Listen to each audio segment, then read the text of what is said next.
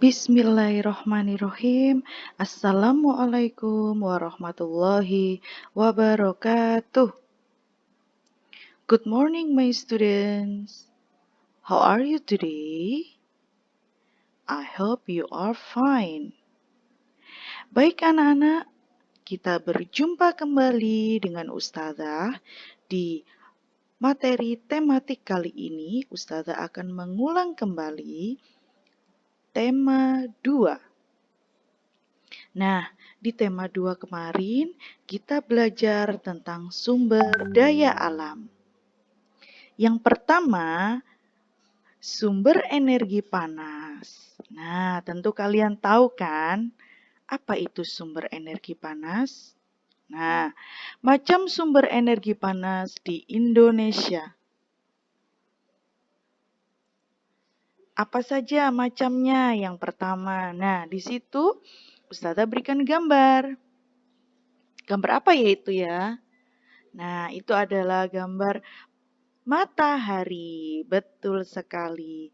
Matahari sebagai sumber energi panas yang melimpah yang dapat kita dapatkan di Indonesia. Indonesia termasuk negara yang disinari matahari sepanjang musim.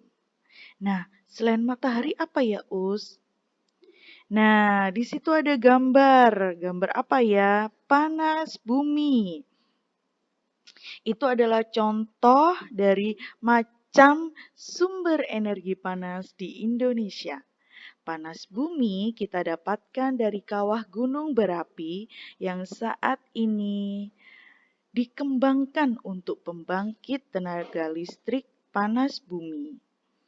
Nah, kemudian ketika kita membahas tentang panas bumi, nah itu kan pasti ada hubungannya ya dengan sumber daya alam. Nah, kalian tentu ingat sumber daya alam itu ada 2 jenis, yaitu sumber daya alam yang dapat diperbaharui dan sumber daya alam yang tidak dapat diperbaharui. Kali ini Ustazah akan menjelaskan sedikit tentang sumber daya alam yang dapat diperbaharui. Yang pertama adalah contohnya adalah matahari. Kemudian yang kedua adalah angin. Yang ketiga adalah panas bumi dan yang keempat adalah air. Nah, kemudian kalau sumber daya alam yang tidak dapat diperbarui apa contohnya? Contohnya adalah minyak bumi, batu bara, gas alam, dan masih banyak lagi. Contohnya seperti emas, timah, dan lain sebagainya. Nah, kemarin di pertemuan sebelumnya dengan Ustadz Yudi, dengan para ustazah juga beliau menjelaskan tentang ini. Apa ya ini ya? Ini adalah gambar sebuah pembuatan batu bara. Nah, apa itu batu bara? Batu bara merupakan sumber energi yang selama ini banyak dimanfaatkan dalam berbagai bidang kehidupan. Mulai dari rumah tangga, usaha kecil, sampai industri. Batu bara cukup berpengaruh terhadap kegiatan ekonomi masyarakat.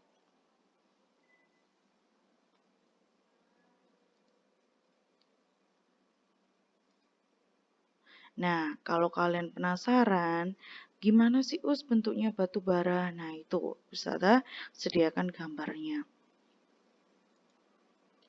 Batu bara merupakan bahan bakar fosil yang termasuk dalam kategori batuan sedimen. Proses pembentukan batu bara membutuhkan waktu hingga berjuta-juta tahun lamanya. Jadi batu bara itu terbentuk tidak hanya 1 tahun 2 tahun, melainkan berjuta-juta tahun. Bayangkan ya, kalau di bumi kita ini batu bara tidak dimanfaatkan dengan baik, apa yang terjadi? Maka kita akan kehabisan. Karena apa? Karena butuh proses yang sangat lama sekali. Nah, itu adalah prosesnya ya, salah satu prosesnya. Kemudian batu bara terbentuk dari sisa-sisa tumbuhan purba yang kemudian mengendap selama berjuta-juta tahun dan mengalami proses pembentukan batu bara. Gitu anak-anak ya. Baik, kemudian apa saja sih manfaat batu bara? Kok segitu pentingnya? Nah, yang pertama adalah sebagai pembangkit listrik. Yang kedua, bahan bakar kompor briket. Yang ketiga, menghasilkan metanol. Metanol adalah bahan bakar cair untuk mesin industri.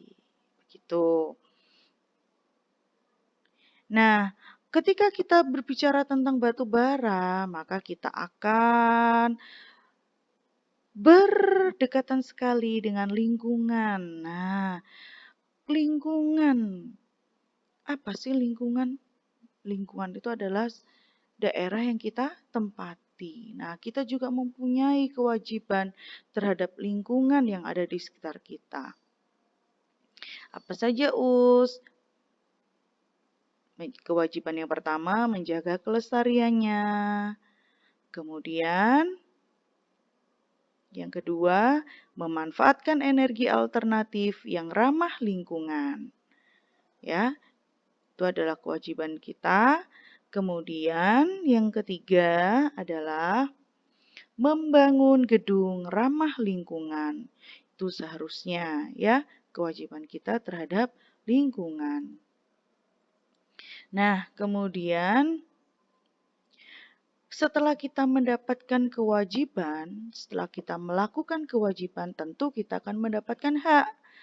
Hak kita terhadap lingkungan itu apa saja? Nah, yang pertama adalah memperoleh lingkungan yang sehat. Kemudian yang kedua adalah memperoleh listrik. Yang ketiga adalah mendapatkan air bersih. Nah, itu adalah hak kita terhadap lingkungan. Nah, kemarin di tema 2, kalian Ustazah perkenalkan pada percobaan sederhana mengenai energi alternatif. Alat dan bahannya kemarin adalah bola lampu senter, penjepit buaya, buah kentang, seng dan logam, kabel atau kawat. Nah, ada yang pernah mencoba di rumah selain yang ada kalian lihat di buku tematik? Nah, itu bisa ya nanti kita praktekkan di rumah. Nah, dalam kehidupan kita sehari-hari, kita perlu melakukan penghematan energi. Penghematan energi bisa kita lakukan dengan berbagai macam hal. Yang pertama, gunakan listrik seperlunya. Kembangkan energi alternatif seperti panas bumi, angin, air, dan biosolar. Dan yang ketiga adalah kembangkan teknologi yang tidak boros energi seperti motor listrik dan mobil tenaga surya. Oke, demikian review dari Ustazah di tema 2. Pesan Ustazah, don't forget to pray on time, don't forget to read Holy Quran, don't forget to obey your parents, don't forget to study hard and be careful. Baik anak-anak, demikian yang bisa Ustazah sampaikan. Kita berjumpa lagi di keesokan hari. Ustazah akhiri, wassalamualaikum warahmatullahi wabarakatuh.